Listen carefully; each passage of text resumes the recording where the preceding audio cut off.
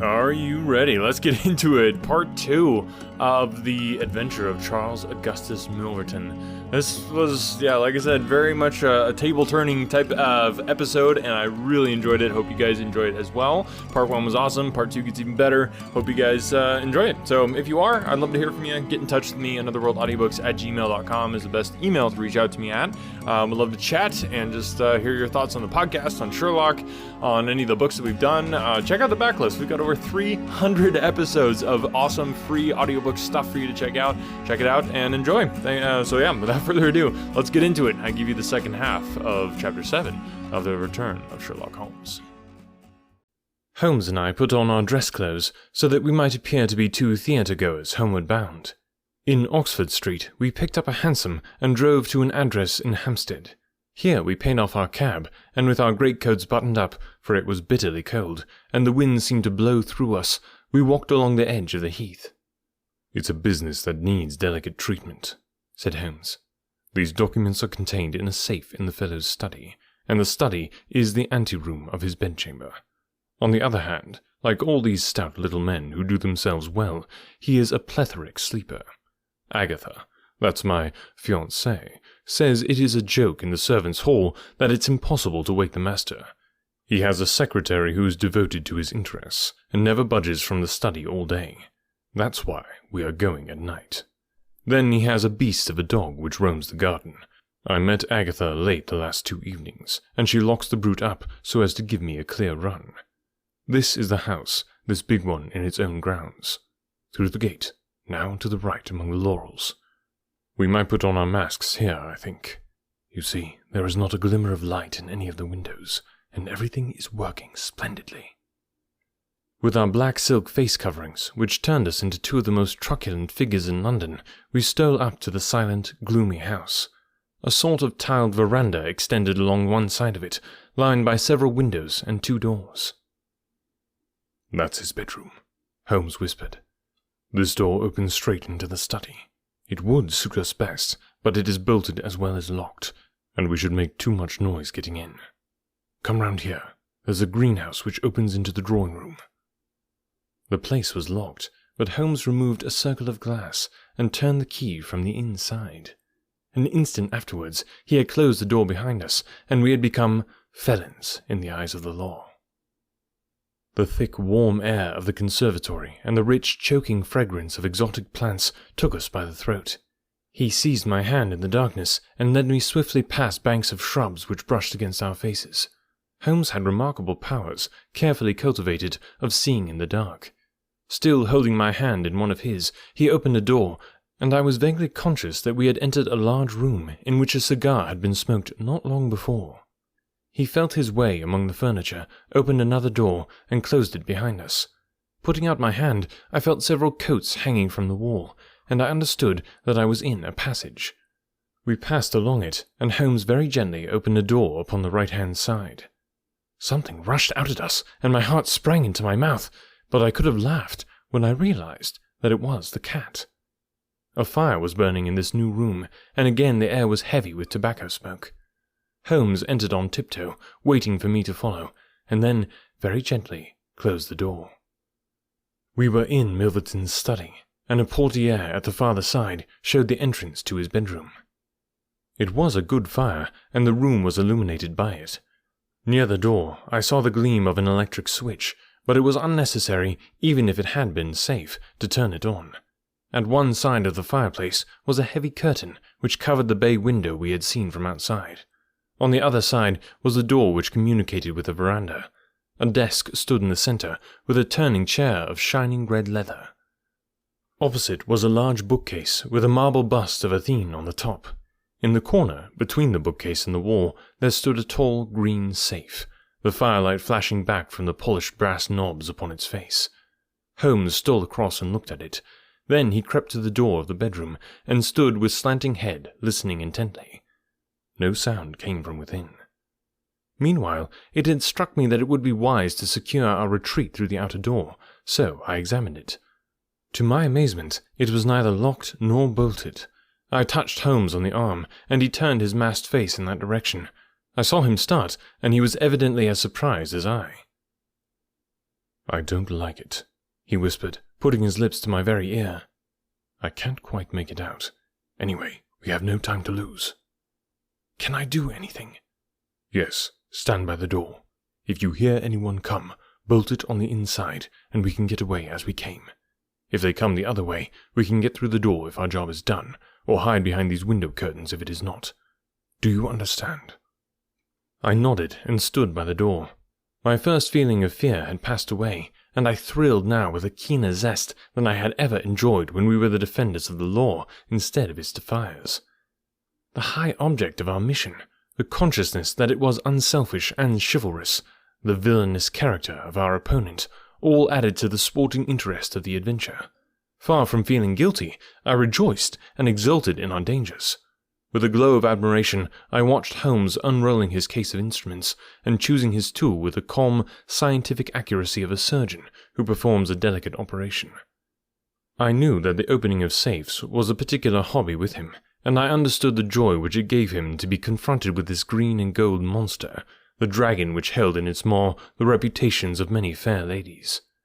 Turning up the cuffs of his dress coat, he had placed his overcoat on a chair. Holmes laid out 2 drills, a jemmy, and several skeleton keys. I stood at the centre door with my eyes glancing at each of the others, ready for any emergency, though indeed my plans were somewhat vague as to what I should do if we were interrupted. For half an hour, Holmes worked with concentrated energy, laying down one tool, picking up another, handling each with the strength and delicacy of the trained mechanic. Finally, I heard a click. The broad green door swung open, and inside I had a glimpse of a number of paper packets, each tied, sealed, and inscribed. Holmes picked one out, but it was as hard to read by the flickering fire, and he drew out his little dark lantern, for it was too dangerous, with Milverton in the next room, to switch on the electric light. Suddenly, I saw him halt, listen intently, and then, in an instant, he had swung the door of the safe to, picked up his coat, stuffed his tools into the pockets, and darted behind the window curtain, motioning for me to do the same. It was only when I had joined him there that I heard what had alarmed his quicker senses. There was a noise somewhere within the house. A door slammed in the distance. Then a confused, dull murmur broke itself into the measured thud of heavy footsteps rapidly approaching. They were in the passage outside the room. They paused at the door. The door opened. There was a sharp snick as the electric light was turned on. The door closed once more, and the pungent reek of a strong cigar was borne to our nostrils. Then the footsteps continued backward and forward, within a few yards of us. Finally, there was a creak from a chair, and the footsteps ceased. Then a key clicked in a lock, and I heard the rustle of papers. So far, I had not dared to look out, but now I gently parted the division of the curtains in front of me and peeped through. From the pressure of Holmes's shoulder against mine, I knew that he was sharing my observations. Right in front of us, and almost within our reach, was the broad, rounded back of Milverton. It was evident that we had entirely miscalculated his movements, that he had never been to his bedroom, but that he had been sitting up in some smoking or billiard room in the farther wing of the house, the windows of which we had not seen. His broad, grizzled head, with its shining patch of baldness, was in the immediate foreground of our vision. He was leaning far back in the red leather chair, his legs outstretched, a long black cigar projecting at an angle from his mouth. He wore a semi-military smoking jacket, claret-coloured, with a black velvet collar. In his hand he held a long legal document, which he was reading in an indolent fashion, blowing rings of tobacco smoke from his lips as he did so. There was no promise of a speedy departure in his composed bearing and his comfortable attitude. I felt Holmes's hand steal into mine and give me a reassuring shake, as if to say that the situation was within his powers, and that he was easy in his mind. I was not sure whether he had seen what was only too obvious from my position, that the door of the safe was imperfectly closed, and that Milverton might at any moment observe it. In my own mind, I had determined that if I were sure, from the rigidity of his gaze, that it had caught his eye, I would at once spring out, throw my great coat over his head, pinion him, and leave the rest to Holmes. But Milverton never looked up. He was languidly interested by the papers in his hand, and page after page was turned as he followed the argument of the lawyer. At least, I thought, when he has finished the document and the cigar, he will go to his room, But before he had reached the end of either, there came a remarkable development, which turned our thoughts into quite another channel. Several times I had observed that Milverton looked at his watch, and once he had risen and sat down again with a gesture of impatience. The idea, however, that he might have an appointment at so strange an hour never occurred to me until a faint sound reached my ears from the veranda outside. Milverton dropped his papers and sat rigid in his chair. The sound was repeated, and then there came a gentle tap at the door. Milverton rose and opened it. "Well," said he curtly, "you are nearly half an hour late." So this was the explanation of the unlocked door and of the nocturnal vigil of Milverton. There was the gentle rustle of a woman's dress. I had closed the slit between the curtains as Milverton's face had turned in our direction, but now I ventured very carefully to open it once more. He had resumed his seat, the cigar still projecting at an insolent angle from the corner of his mouth. In front of him, in the full glare of the electric light, there stood a tall, slim, dark woman, a veil over her face, a mantle drawn round her chin. Her breath came quick and fast, and every inch of the lithe figure was quivering with strong emotion. "Well," said Milverton, "you made me lose a good night's rest, my dear. I hope you'll prove worth it. You couldn't come any other time, eh?" The woman shook her head. "Well, if you couldn't, you couldn't. If the Countess is a hard mistress, you have your chance to get level with her now. Bless the girl, what are you shivering about? That's right, pull yourself together. Now, let us get down to business." He took a notebook from the drawer of his desk. "You say that you have 5 letters which compromise the Countess to Albert. You want to sell them. I want to buy them. So far, so good. It only remains to fix a price. I should want to inspect the letters, of course, if they are really good specimens. Great heavens, is it you?" The woman, without a word, had raised her veil and dropped the mantle from her chin. It was a dark, handsome, clear-cut face which confronted Milverton, a face with a curved nose, strong, dark eyebrows shading hard, glittering eyes, and a straight, thin-lipped mouth set in a dangerous smile. "It is I," she said. "the woman whose life you have ruined." Milverton laughed, but fear vibrated in his voice. "You were very obstinate," said he. "Why did you drive me to such extremities? I assure you I wouldn't hurt a fly of my own accord, but every man has his business, and what was I to do? I put the price well within your means. You would not pay.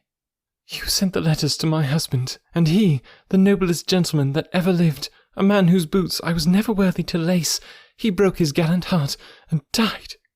You remember that last night, when I came through that door, I begged and prayed you for mercy, and you laughed in my face as you are trying to laugh now. Only your coward heart cannot keep your lips from twitching. Yes, you never thought to see me here again, but it was that night which taught me how I could meet you face to face and alone. Well, Charles Milverton, what have you to say?" "Don't imagine that you can bully me," said he, rising to his feet. "I have only to raise my voice, and I could call my servants and have you arrested. But I will make allowance for your natural anger. Leave the room at once, as you came, and I will say no more." The woman stood with her hand buried in her bosom, and the same deadly smile on her thin lips. "You will ruin no more lives as you have ruined mine. You will wring no more hearts as you wrung mine. I will free the world of a poisonous thing. Take that, you hound, and that, and that, and that!" She had drawn a little gleaming revolver and emptied barrel after barrel into Milverton's body, the muzzle within 2 feet of his shirt front. He shrank away and then fell forward upon the table, coughing furiously and clawing among the papers. Then he staggered to his feet, received another shot, and rolled upon the floor. "You've done me," he cried, and lay still. The woman looked at him intently and ground her heel into his upturned face. She looked again, but there was no sound or movement. I heard a sharp rustle, the night air blew into the heated room, and the Avenger was gone. No interference upon our part could have saved the man from his fate, but as the woman poured bullet after bullet into Milverton's shrinking body, I was about to spring out when I felt Holmes's cold, strong grasp upon my wrist. I understood the whole argument of that firm, restraining grip, that it was no affair of ours, that justice had overtaken a villain, that we had our own duties and our own objects, which were not to be lost sight of. But hardly had the woman rushed from the room when Holmes, with swift, silent steps, was over at the other door. He turned the key in the lock. At the same instant, we heard voices in the house and the sound of hurrying feet. The revolver shots had roused the household. With perfect coolness, Holmes slipped across to the safe, filled his 2 arms with bundles of letters, and poured them all into the fire. Again and again he did it, until the safe was empty. Someone turned the handle and beat upon the outside of the door. Holmes looked swiftly around. The letter which had been the messenger of death for Milverton lay, all mottled with his blood, upon the table. Holmes tossed it among the blazing papers. Then he drew the key from the outer door, passed through after me, and locked it on the outside. "This way, Watson," said he. "We can scale the garden wall in this direction." I could not have believed that an alarm could have spread so swiftly. Looking back, the huge house was one blaze of light. The front door was open, and figures were rushing down the drive. The whole garden was alive with people, and one fellow raised the view hello as we emerged from the veranda and followed hard at our heels. Holmes seemed to know the grounds perfectly, and he threaded his way swiftly among a plantation of small trees, I close at his heels, and our foremost pursuer panting behind us. It was a 6-foot wall which barred our path, but he sprang to the top and over. As I did the same, I felt the hand of the man behind me grab at my ankle, but I kicked myself free and scrambled over a grass-strewn coping. I fell upon my face among some bushes, but Holmes had me on my feet in an instant, and together we dashed away across the huge expanse of Hampstead Heath. We had run 2 miles, I suppose, before Holmes at last halted, and I listened intently. All was absolute silence behind us. We had shaken off our pursuers, and were safe. We had breakfasted, and were smoking our morning pipe on the day after the remarkable experience which I have recorded, when Mr. Lestrade, of Scotland Yard, very solemn and impressive, was ushered into our modest sitting-room. "Good morning, Mr. Holmes," said he. "Good morning. May I ask if you are very busy just now?" "Not too busy to listen to you." "I thought that perhaps, if you had nothing particular on hand, you might care to assist us in a most remarkable case which occurred only last night at Hampstead." "Dear me," said Holmes. "What was that?" "A murder, a most dramatic and remarkable murder. I know how keen you are upon these things, and I would take it as a great favour if you would step down to Appledore Towers and give us the benefit of your advice. It is no ordinary crime. We have had our eyes upon this Mr. Milverton for some time, and between ourselves, he was a bit of a villain. He is known to have held papers which he used for blackmailing purposes. These papers have all been burned by the murderers.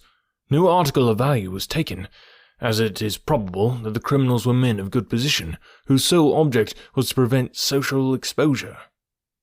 "Criminals," said Holmes. "Plural?" "Yes, there were 2 of them. They were as nearly as possible captured red-handed. We have their footmarks, we have their description. It's 10 to 1 that we traced them. The first fellow was a bit too active, but the second was caught by the under-gardener, and only got away after a struggle. He was a middle-sized, strongly built man, square jaw, thick neck, moustache, a mask over his eyes." "That's rather vague," said Sherlock Holmes. "My, it might be a description of Watson." "It's true," said the inspector with amusement. "It might be a description of Watson." "Well, I'm afraid I can't help you, Lestrade," said Holmes.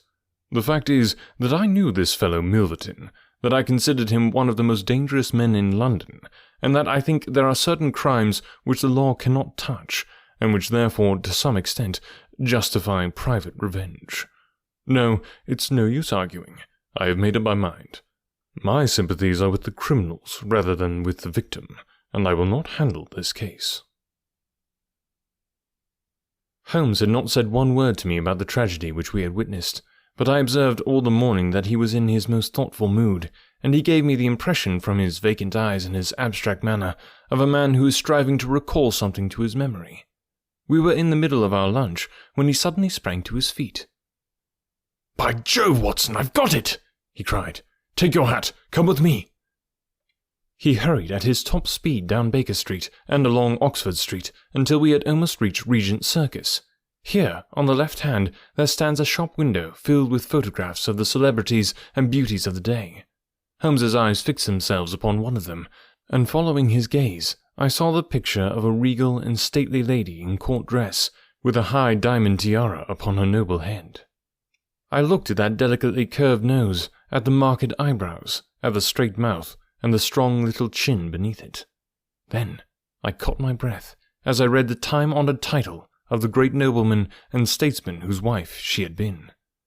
My eyes met those of Holmes, and he put his finger to his lips as we turned away from the window. Wow, like I said, this was just such a different one. It was, I don't know, seems like sometimes, I think, the author, Arthur Conan Doyle, kind of got into a bit of a rut with Sherlock. This one just takes it right out, and is such a very refreshing, cool, adventure. Not what you'd expect at all. So, hope you guys enjoyed it. Let me know your thoughts, get in touch, and don't forget to share the podcast. That just helps so much to get the word out there, let other people know about the podcast, and, yeah, I want to keep growing it. Over 300 episodes, thousands and thousands and thousands and thousands and thousands of downloads. Thanks to all of you for spreading the word about the podcast. Thanks to the patrons who make this podcast possible. If you want to become a patron, you can do it for as low as $1 per month. You can do up to $5, $50, whatever you want to do. Help support the podcast, and there's some awesome perks there for people that sign up. So go check that out, anotherworldaudiobooks.com. Thanks guys for listening, and we'll catch you next week.